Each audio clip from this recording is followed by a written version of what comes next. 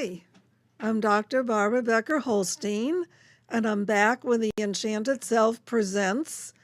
And tonight, The Enchanted Self is presenting the truth about selfie filmmaking. And it's going to be a fun evening because this is really a retrospective. I'm going to introduce my guest, and then I'll be right back after he tells you a little bit about himself. This is Rich Hall, Hello. filmmaker. Well, I own a production company out of Keyport. It's called Focus Productions. I helped Barbara on her selfie project. That's how we met, and that was a very good experience. Now we made a pilot out of it, and it's generating a lot of awards. We won an award tonight, right? I did. That's yes. Right. We the first award for actually the selfie pilot, which is a show where kids have made their selfies. Then they come on the show and we show their selfies, and we also have experts who talk to them, and we bring up important subjects that they have generated, whether it's school shootings, whether it's what will I do when I grow up, how will I pay off college loans. Yes, a variety of topics. A variety of topics. The topic that we did together in the pilot was drama around different things, school drama, friendship drama, and the kids had a lot to say. Apparently, they have a lot of drama. Yeah, they do. Yeah. Yeah. Well, and they're high school, right? Yes, they're high school. Tough. And the social media, they talked a lot about, say, going on social media, and you weren't they're getting cyberbullied too, right? Yeah. They had the kids that were on that particular show had not experienced anything horrendous, but they had kids who were turned against them because of the way social media works and being left out and things like that. And that hurts. It hurts. And it's also a little therapeutic for them too, because now they're talking to their camera, right, and to the audience. Yes. So it's like they're letting out their emotions. They're letting out everything. It's a little therapeutic as well. So. Well, I don't know if you have experienced this, but I've had some great talks and songs in the shower, that have helped. It just, you get stuff out of your system. Yeah. And the selfie is a brand new invention. It never existed. We had diaries, we had photography, we had mirrors. Right.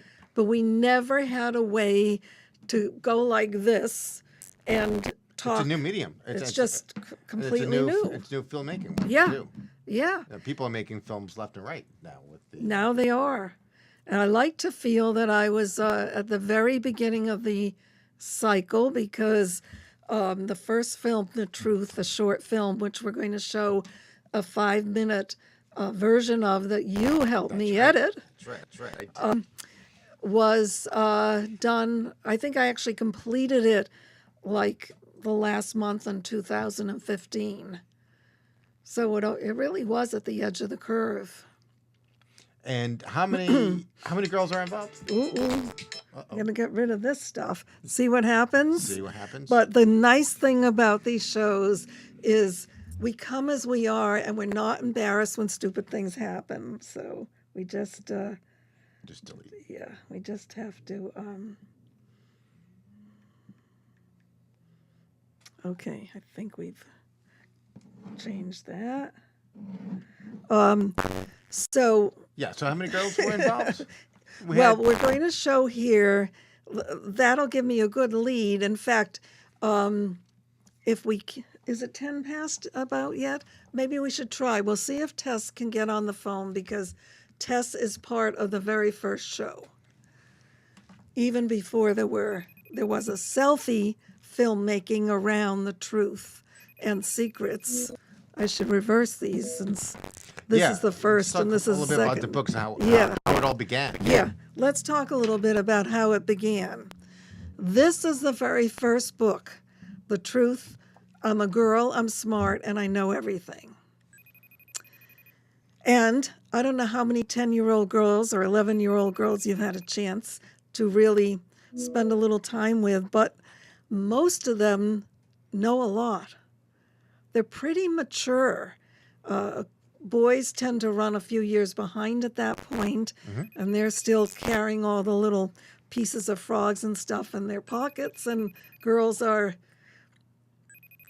quite ahead for that moment. Right, right. And unfortunately, it's not necessarily a moment that goes truly into the sunset of life, because when puberty really sets in and early dating and stuff, a lot of girls become so involved in clothing and makeup and dating and everything else, starlets, that they are not sitting on top of the world anymore. Right, right. That's good. Yeah, it's not good. It's hard on them because they can feel very competitive and like they can't keep up with certain other kids, the clothing, you know.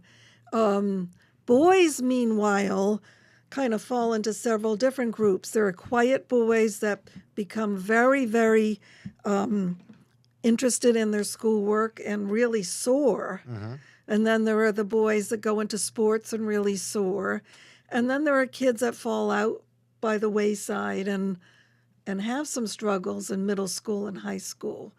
One of the reasons that I've been involved in positive psychology is how to help particularly girls, but that doesn't rule out boys. Right. It's just you can't focus on everything. How to help girls stay strong as they get older. And this little book has questions in the back, like for grandma and mommy and daddy, sit around the table. So it's getting the family involved. Yeah, get the family involved. That's important. Oh, so unfortunately, That's what we lose more touch with nowadays. It's like we don't involve the family. That's right. So there may be, let me read a couple of the questions. Is it always smart to keep a secret? When is it not? What do you see happening to the girl in school? Well, that's just a general question as the book ends. What do you think are the most important issues the girl should try to handle? Have you worried about how you look? Have you felt too fat? What do you think about how the girl handles her feelings about her body? These are really important questions. How do you feel about the girl deciding not to visit her friend and telling a white lie? How would you feel if you had to make all new friends?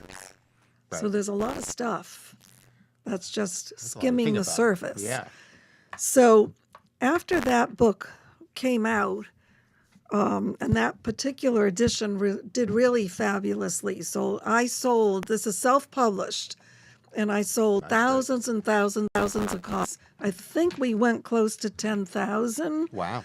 Which for a book that's not picked up by a publisher is considered excellent. And I liked it because they're going to add in yeah, their own little diary in they're here. cute. Yeah. Their own little thoughts they Yep. add into. So that's great. Yes, so every girl that bought this book not only read the pages of the girl's diary, but can keep her own Yeah. notes and diary. That's fantastic. Yeah.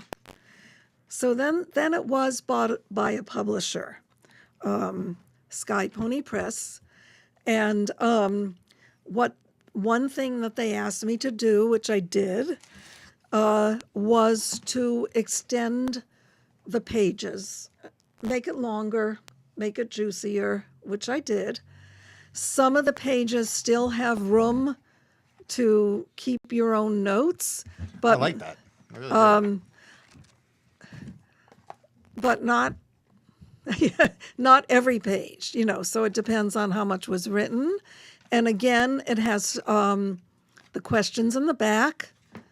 I'll just read, let me see if I can find one question. What did you like about this girl? What didn't you like? Did she teach you anything? Now, if a girl is sitting with her mother or father or even other friends and, a question like, did she teach you anything? If the answer is yes, that's great. You can discuss it. But let's say it's no. That's a good answer, too. It's like, what turned you off about the kid? even if you're turned off, it doesn't mean that it's not going to be a learning curve to read the book. Now, what's the target? The Age target on these books would be about, it could be a very mature 9-year-old to a young 15-year-old. Probably anybody out of that range is not going to, Right. unless a counselor in a school is using it with a very intended purpose. Right. So that's the range. So what happened was I met a lot of people like yourself. I've had these wonderful people who have helped me along the way. And I can't really name all of them because, first of all, Well, there's a lot of I them. have to remember everybody's of last people. name. But what happened was I was encouraged by some people to write a play version of this first book. Was to have 6 or 7 girls all be the same girl. All that's be the interesting. same girl. Can you show a couple of those pictures? There is the group in the first page to stage reading production. In the background, I think, is Heather O'Scanlan, who is a professional actress. She was the only grown-up in that version. And there's one more that I think Heather shows up a little more clearly. No, she's less clear in that. We'll see her later. Here, these are 3 pictures with all the most of the kids.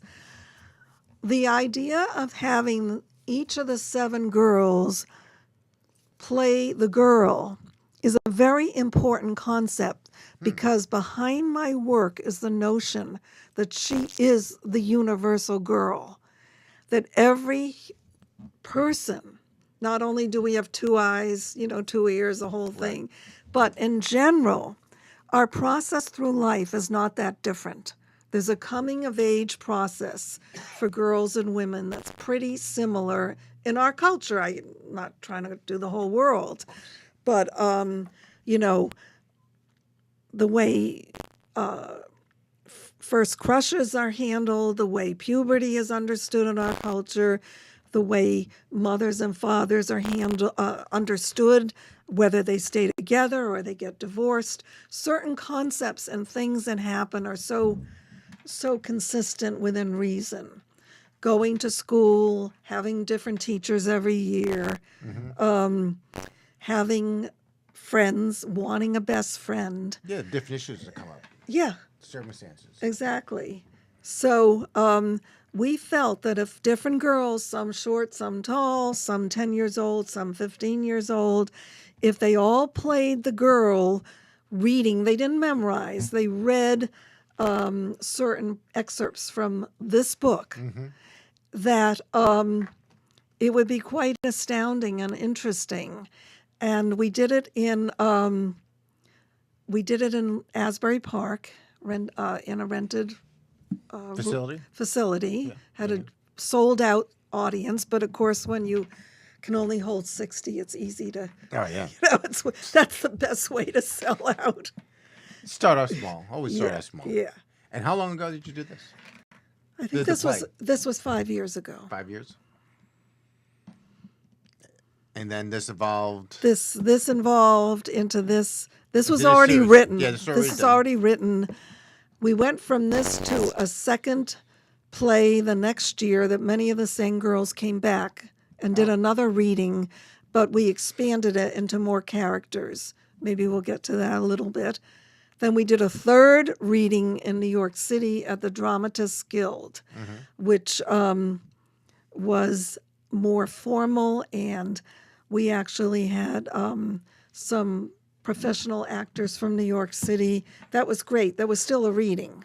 Right. And from that, it went to the first full play production, which we did locally in Howell, in the Grange. Oh, wow. And Megan Brown, who still is with me as a star, Yeah, she's in a few things yeah, in the film. That's she played the girl in The Locket at the Grange. And that was a big role. I don't know how she ever memorized it all, but she did. Any luck with any good actress all right, or so aspiring actress? no, yes, no. So we're going to go ahead with let's show. You know which one to show? Let me see if I can.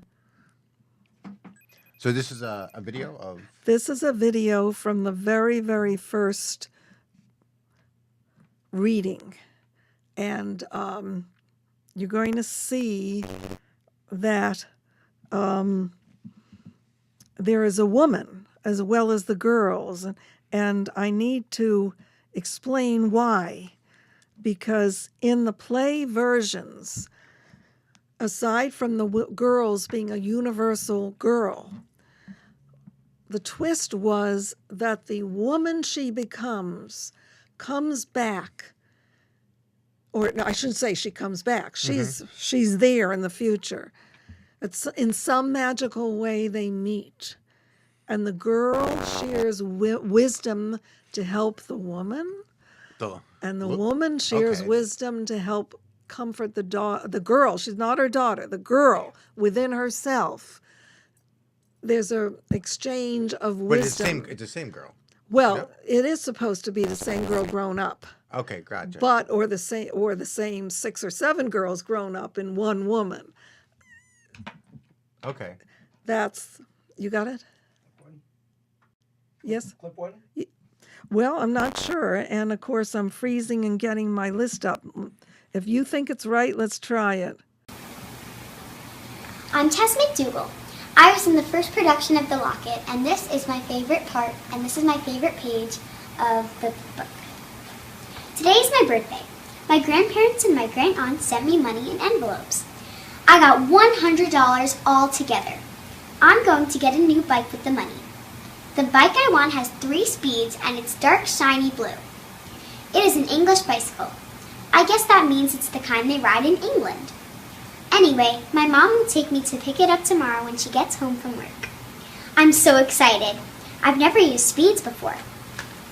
We had cake and ice cream for dessert and steak for supper. The steak was so tender, and I got the bone. My dad usually gets the bone, but it's my birthday. They sang happy birthday to me, and my grandparents came over after dinner for dessert. Everyone hugged and kissed me. My grandma asked me if Aunt Belinda had sent me a present. I said yes, and she said, well, what is it? I felt embarrassed, and I said, wait a minute, I have to go to the bathroom.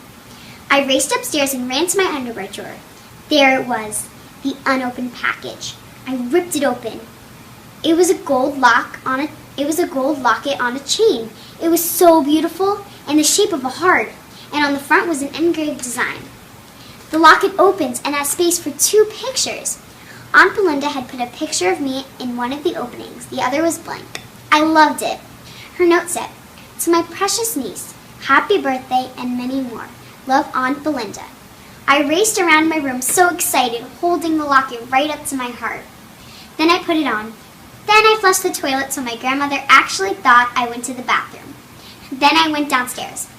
That's a lovely locket. Isn't it nice? And in the shape of a heart.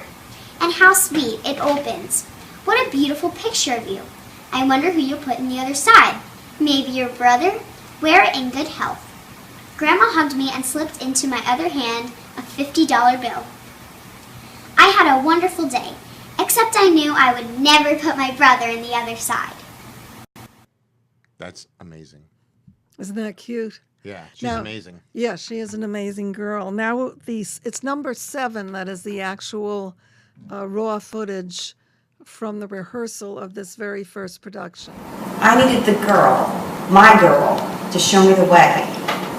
I've been hiding so long, not just from Joe, but from me. Now I know. I'm a girl.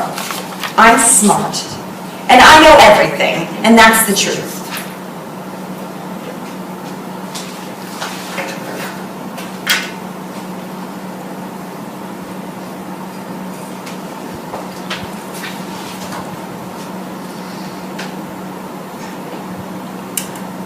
I can't believe it. A tiny piece of paper with my 7 promises still inside the locket. Yeah, there were 7 promises. 7 promises I made to stay true to myself.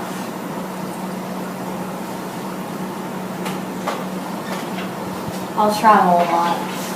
I won't look away when my kids ask me tough questions. I won't swing. I won't get into silly fights with my husband. I'll have fun with my kids and laugh a lot. I'll remember me. Because I'm a girl, I'm smart, and I know everything. Better put it back away first.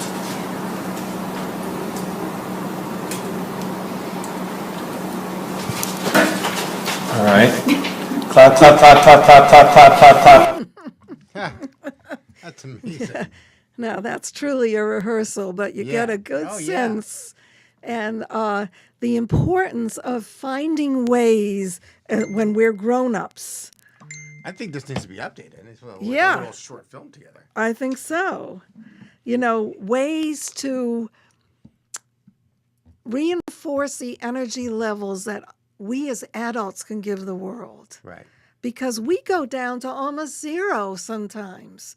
You can get flat as a pancake emotionally. Right.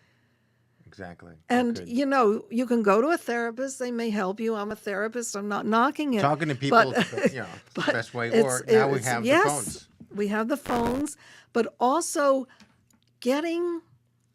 somehow getting that sense of energy pouring into for yourself again. Right. You know how when you feel like it's easy, you just kind of know who to call, where to walk, what to do. It's almost like that rowboat gently down the stream. And then other times it's so horrendous. You hate yourself, you feel lousy. I mean, it's, you know, there's so many places we go to. Right. So this is a very, this has a lot of aspects to it. Anyway, the next thing that happened after the that play was the taking it to New York with where Cassidy Terracciano joined me as she became the girl when we went to New York, and that staged reading. There were also other characters, and just to mention, one of the characters was a fairy godmother. I think it's always nice to have a fairy godmother in one's life, somehow, some way.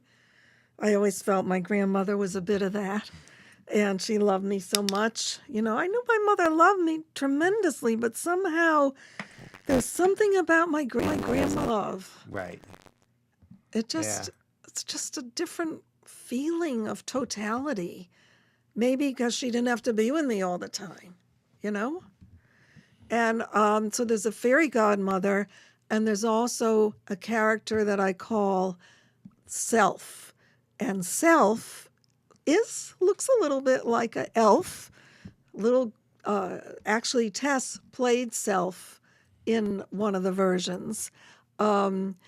Self is there as kind of both the angry and the good pool of energy inside of ourselves. Okay. She's ourselves, you know, we've got everything in there. Right. Fairy godmother is there to kind of temper her and show her the way. And then we have the other two characters, the girl, Right. the woman she becomes, and lastly her husband. Huh? And her husband and she fight. Well, what do most couples course. do? Right. You know, fight on and off. If they don't fight, well, I'm surprised. I'm not sure what kind of working marriage there is where you don't fight. You know? Right. Right. Right. I always say to my husband when we go on a vacation, we start to argue on what to do and stuff. I say, we're just like a dog and a cat.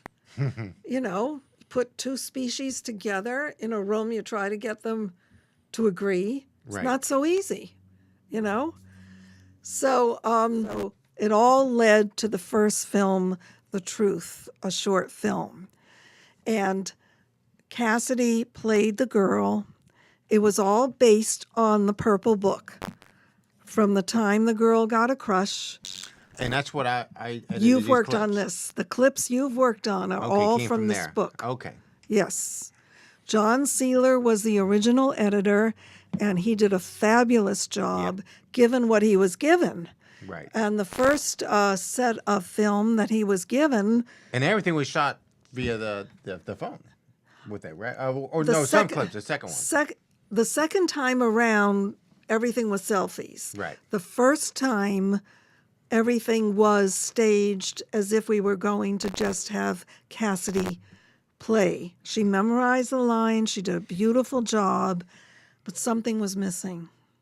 What was missing?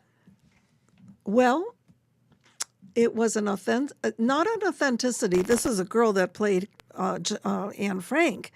Something in the energy exchange of this very, because this was a very simple book. This isn't complicated Right. like Anne Frank. Mm-hmm. Something with her energy. And it was John Sealer who first suggested, why don't you have Cassidy just go home? She knows all the scenes. You've directed her.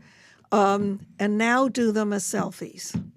And this was like, ideas float into people's heads. Almost like kind of like she was rehearsing, but just like using a phone and. Well, however she wanted to view it, go and do it again. And then Yeah. we'd see where we were at. Oh, And when interesting. we saw some of her selfies, we knew this was it. Oh, that's how you They were so much better. came with the idea then. Then that's how the idea came, Amazing. That's amazing. And of course, it fit into all of my psychology belief systems around the ways we authenticate ourselves and the need sometimes for privacy to really come into our own. And a lot of times it's hard to be watched and all sorts of things. So we're going to go now and show the 5-minute version. It's not the whole truth, which is a 16-minute film, but this was originally edited by John Sealer, and then you didn't really edit his work, but you edited the composite of Right, pulling it all together. The scenes. The scenes. Yeah. And we're going to see the 5-minute version of.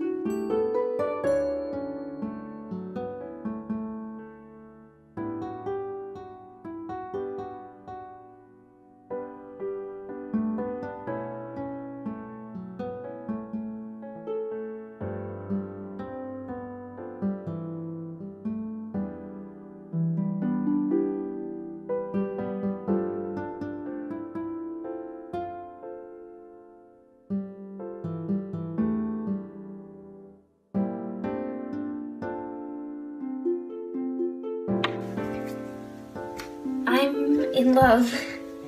I didn't think I would fall in love until I was much older, maybe 15 or 16, but, not today. I was sitting in class reading, and all of a sudden the door opened, and in walked this new kid. And as soon as I saw him, I knew. I felt excited, like I suddenly had a secret, and our eyes locked. I read that in a book. It's true. As I looked into his eyes, I felt like we've known each other forever. Looking at him made me feel all fluttery inside. I wanted him to sit near me so badly, but he sat in the row in front of me, and his name is Paul. My best friend Angela sits behind him. I hope she doesn't fall in love with him too, because he's mine.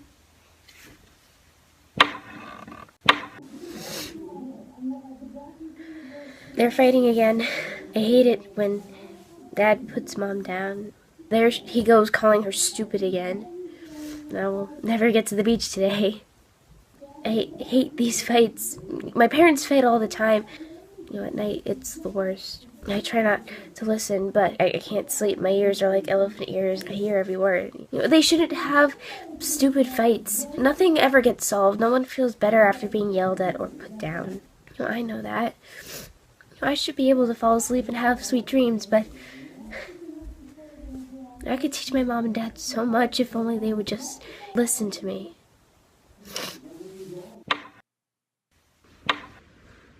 Today's my birthday. My grandparents came over and everyone sang happy birthday. And my grandmother wanted to know if Aunt Grace had gotten me anything for my birthday. I raced upstairs and there it was, the unopened package. So I ripped it open and there it was, a locket in the shape of a heart. And the front is engraved with flowers. See? And it opens and there's room for 2 pictures. Grace put a picture of me on one side and the other's blank. I love it. I put the locket on and I raced downstairs and I heard my grandmother say to my dad, "So Charles, you might get this new job. Sounds like a good promotion. I guess you'll move and we'll be a couple miles closer to you. That's good." I was shocked. Dad hadn't said a thing. My heart was pounding and I just stood hidden at the top of the stairs and then Mom said, "Shh, we haven't said a word to the kids yet." I was in shock and couldn't admit that I had heard what they said. I had to pretend like everything was normal, but it wasn't. My life might be changing forever and no one even bothered to tell me.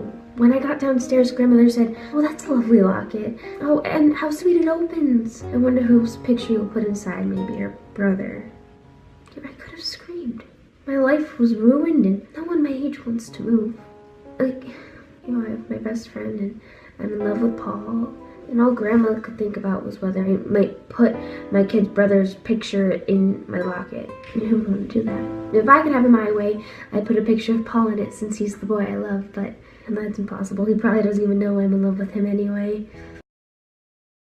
I have a problem. I want to know about growing up. I want to ask my mother questions like, when will I need a bra and when will I get my period? Never really get my questions answered.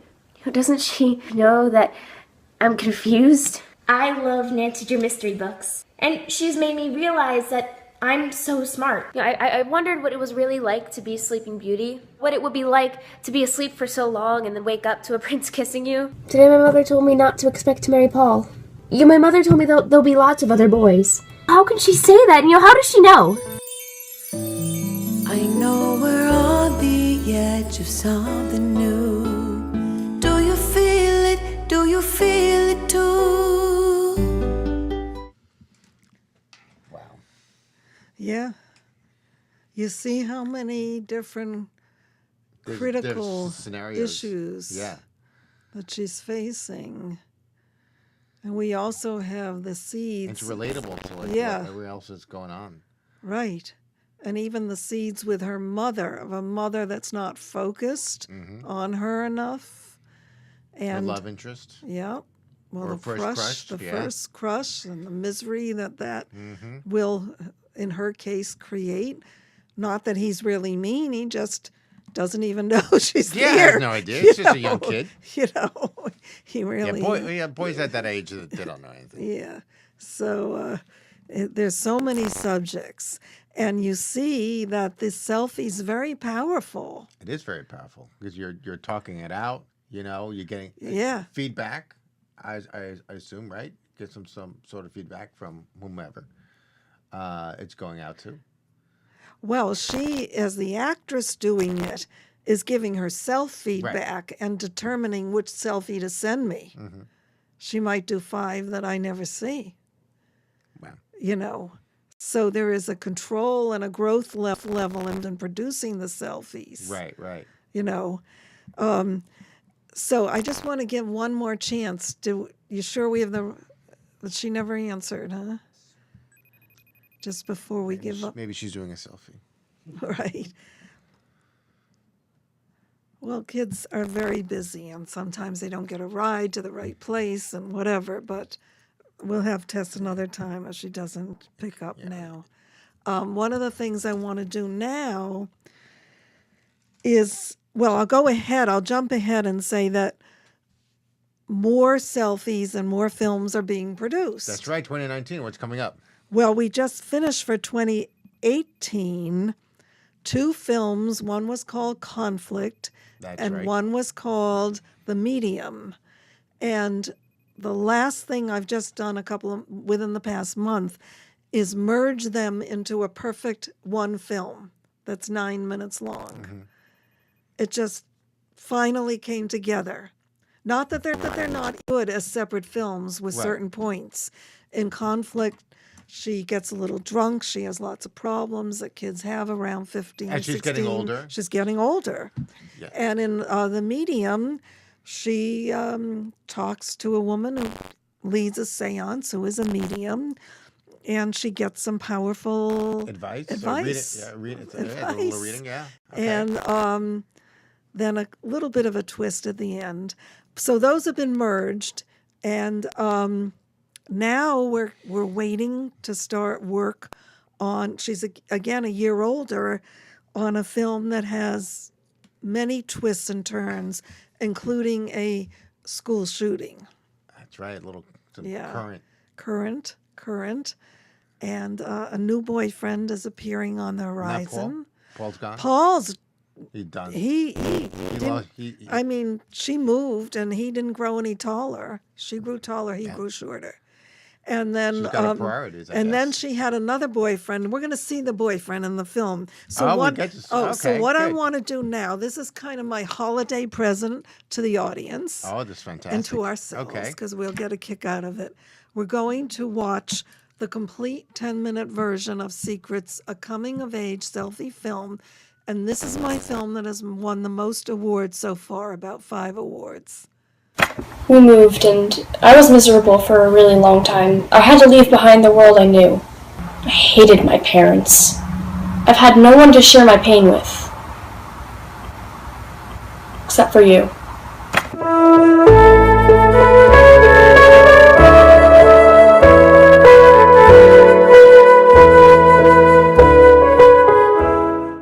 I cried for 3 hours in my bed last night before I fell asleep. I realized that I'm never going to be a child again. It's over, finished. I'm never going to have armpits without hair underneath them ever again, and I'm supposed to get my period any day now. My mom said that she got hers when she was 12, so I'm way overdue. I don't like the way that I look in the mirror. My ears look really big, even though my mom says that I don't have big ears, and I see lots of fat on my body.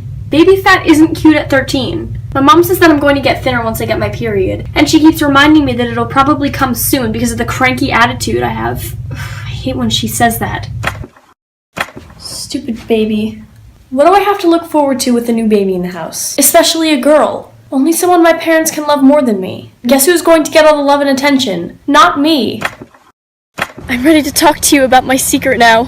I'm in love. His name is Rob, and he's super cute. He's on my bus, but not my class, because he's a year older. I don't know how I didn't notice him right away, but now that I have, I can't stop looking at him. He has brown hair, and he's about 6 inches taller than I am, and he doesn't swear like a lot of the older boys do. He's refined. At least, that's what my mom said he was when I described him to her. He hasn't really noticed me yet, but he will. I just know he will. I think about Rob morning, noon, and night. Right now my mom is in the hospital having the baby. I have a secret. I don't want a baby sister. I don't want the baby to die or anything horrible like that, but I just don't want it. Does that make me a bad person? Oh my god, Dad just told me that Mom's fine and I have a beautiful new baby sister. We're off to the hospital. I'll be back to tell you that I hate the baby. My dad said that the baby's name was Gloria. We went down to the nursery. There she was. My sister. She was wrapped in a pink blanket. I think I could like Gloria. Mom and Gloria got home from the hospital today, and my brother was leaping around the living room like a frog, screaming, "I have a baby sister and her name is Gloria!" It makes me sick. My mom had put Gloria in her bassinet. She came up to me, gave me a big hug and a kiss, and said, "Thank you for being my #1 daughter." It made me feel really good to hear that. I felt really glad that she was home. I need my mom. My mom just told me that she's going to start taking me out to dinner every week or so. She said that she'll do the same thing for my brother, but not at the same time. Good. I wouldn't be able to stand that. He's such a jerk. I am so excited, and I'm happy that I get to spend some alone time with my mom. Mom and I went to dinner, and it was wonderful. I was so busy telling my mom everything about Rob that I didn't even realize I was supposed to order. I was so embarrassed because that means that he heard everything I had said about Rob, but it's fine. He doesn't know us and we don't know him. The other day, Mom and I were home alone. I was home with a cold. For the first time in months, my mom and I have actually gotten a chance to talk. I told her how I was so confused and concerned about things. She said that it was totally normal for my age and gave me a big hug. She told me about the things that she and her best friends did at their age. They used to laugh, stay up late, and flirt with boys. She was 14 when she fell in love. I was so shocked. His name was Steve, and his dad owned a local gas station. She started telling me about when she kissed him underneath the back porch. But then the phone rang. I was so mad. She promised to tell me more. I really want to know what happened. I told her that whenever I'm really sad, I like to look at funny and cute YouTube videos of like dogs playing piano or singing or something like that. She said that she wants me to share cute stuff like that with her. I promised I would. It was such a good day. It was a secret day, just for the two of us. So, I wasn't going to tell you this. I felt really silly, and I don't really know why, but the same day that I stayed home with Mom, I got my period. Mom helped me in the bathroom, and it wasn't so bad. Then after that, I just stayed in my pajamas and lounged around all day. Mom made me a grilled cheese sandwich for lunch, and it really wasn't that big a deal. Do you think I'm weird? My mom and I went out the other night. That polite older waiter waited on us again. I started to tell her about Rob and how he said hello to me in the hallway the other day. My mom took me and my friends out, and they couldn't believe it when I told them I was going to Minnesota on a plane all by myself. My Aunt Grace invited me. My mom and dad said that I could go on a real vacation. I'm not sure, but the waiter seems to be getting a kick out of what I say whenever I talk about Rob. Here I am in Minnesota. When I woke up, my aunt had made me breakfast. Homemade blueberry muffins, and she offered me milk coffee. I'm never allowed to drink coffee at my house. After breakfast, she went outside and she showed me the milking cows that were heading out to pasture after being milked. I thought it was so cute because the calves always stay by their moms. We went out to the barn and it was so cute. There were so many animals. There were these little chickens eating their food, the pigs were playing in the mud, and it just seemed like this perfect little happy world where no one was hurt. Aunt Grace told me a lot of things. Turns out, my family has a lot of secrets. I had relatives that were Jewish and Native Americans. I even had a relative that was a slave. It was so amazing to hear about my family history, and my Aunt Grace even showed me pictures. Why hasn't my mom ever told me about this? How big can a family's secrets be? The summer's almost over, and to celebrate going back to school, my mom took me to Tuzio's the other night. And the same older waiter came to wait on us, and he waited for me to stop talking about Rob so that he could take our orders. Guess what? Can you believe it? Rob asked me to the harvest dance. I said, of course, I would love to go with you. His dad's gonna pick me up at 7 p.m. and then he's gonna take us both to the dance. Okay, tonight was the dance, and I got home, and my parents asked how it was, and I said that everything was fine, so I waited for them to go to sleep, and now I came back out so I could tell you all about what happened tonight, and I'm starving, so. Tonight was one of the best and worst nights of my life. I looked really pretty, because I did my makeup and my hair really nice, and I looked really pretty in my dress. When Rob picked me up, he was super sweet, and, he was very, kind, and he was just gentlemanly. No question why I'm in love with this kid. At the dance, we danced a lot, and he's at least 4 inches taller than me, so that's good. He kissed me on the cheek, so it felt so magical, and I was all tingly inside. So it was the worst night of my life, because his dad is the waiter at Tuzio's. I could have died. His dad was the man who heard me say how much I loved his son. Can you imagine how I felt when I got into the back seat and he turned around and I saw him? I couldn't tell Rob though, and I'll never know if Rob knew anything. Oh, that would be mortifying. I don't know how I feel about Rob anymore. I still think he's cute, but I almost feel like I lost someone. My mom asked me why I looked so tired, and I lied and told her that I had a stomach ache. She said that she was sorry, and I probably just ate too much candy, but she still wanted to hear all about the dance. I didn't know how to tell her that his dad was the waiter all along. I want to tell her the truth, and I want to get her advice, but I don't know how. The days have been going by slowly. I feel empty some days, and then completely fine others. My mom thinks that we're going to go to the same restaurant next week, and everything's normal. Rob just called me and asked me to the movies. I'm so excited. I can finally move on with my life. I don't have to be worried about going into my favorite restaurant again. And I know that Rob's dad's going to keep our secret. I'm not ready to tell my mom about his true identity, though. Maybe someday, when she's ready to tell me about all of our family secrets, I'll be ready to tell her about the pain I felt after finding out I just talked about how much I was in love with Rob in front of his dad the whole time. But for now, Just being me is good enough.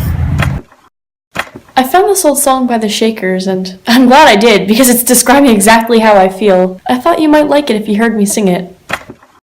Tis the gift to be simple, it's a gift to be free, 'tis the gift to come down where you ought to be. And when we find ourselves in the place just right, we'll be in the valley of love and delight.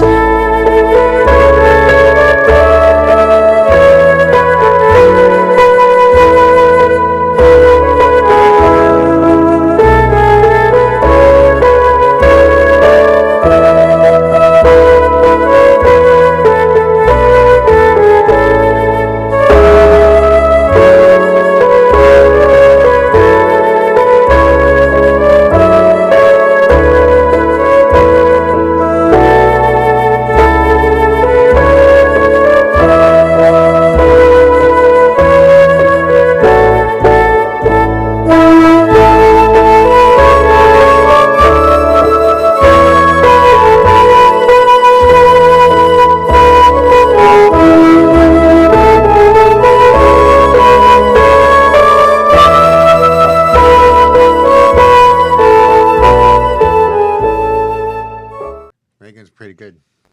Yeah, she's Very engaging. I like yes. I love the whole concept of the selfie project. I really do. It's fantastic. I can't wait for new stuff. Well, be doing. yes, and by the way, I want you to be part of this film. I was talked to you about whether you can be the cameraman. That's right. Yes, Yeah, so you're going to yeah. have a I'm gonna- very one of these? big job. Oh. We're going to try with this coming film to also have it filmed totally with a smartphone. I'll still use the crew. I'm not ready to just not use the crew. Right. It's a whole new genre. Because It's just like it's incredible. It's too big a thing for me to make a mistake, but we'll get lots of interesting material with the smartphone too, because I'm absolutely. sure you will not have the with same the eyes all right. that the other two people have. Mm-hmm. You will see things that we'll pick up on later. It'll be very interesting. I want to, just before we finish and wind up, play what Megan sent in, because Megan couldn't be here tonight.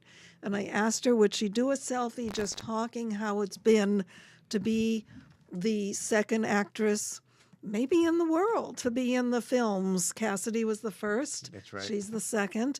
What it's been like to be doing these selfie films. So if we can play that little... Hi, There it is. I'm Megan Brown, and I played the girl in a lot of Dr. Holstein's productions of Secret or The Locket. I was in the play. I was in a couple of the movies if you've seen them. And right now I just wanted to talk about my experience as the actress for this role. Now, the whole time I've been working on this story, I've kind of grown up with the girl. If you see, I did a little bit of different things with myself lately, but I'm getting older, and so is she, and I feel really connected to her, and I always have felt really connected to her. If you look back, I was much younger when the older movies were coming out, and I feel like we've both matured a lot. Dr. Holstein writes a very deep and wonderful character, but she's also extremely relatable for everybody else that's watching the movies or me who got to play her. And it was just a wonderful, wonderful experience to be able to connect with her. And even in the play, when she was sort of in her beta version, it was just so nice to have this girl to lead me through as I was getting older and going through all the same things she was. And it really made me feel like I wasn't so alone. And that's a really important part of what Dr. Holstein does, I think. So I want to thank her for giving me this role and letting me do things to it to make her even realer and more, I think, just human. And combined with her writing, it's been a really fun and just wonderful, wonderful experience. Wow. Wow. She's become Yes, quite an actress, huh? she is a wonder. She has a great future if she wants it, and I think whatever so. she I think does with she's her regret it. life, she'll make the best. She's evolving with Yes. the character and everything. That's so right. That's Wow, right. can't wait for 2019. So this is a kind of quick run through of the development from Okay. the Enchanted Self, which is my core teaching system around finding our own potential and coming home to the best of ourselves, into the whole notion of selfie filmmaking and how it can be used both for drama and for therapeutic purposes. Exactly. And you created it, man. I'm Yeah. very proud of you. Oh, thank you. I mean, that's Thank you. astonishing. It really is. In 2019, it's going to blow up. I mean, you pretty much created this entire genre, I think. You know, the whole selfie project and everything. So we're going to take it to the next level. Yes. That's for sure.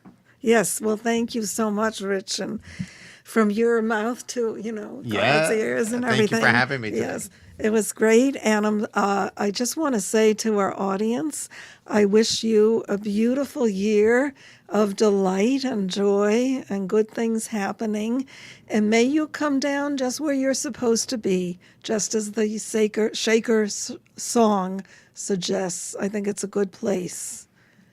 Bye for now.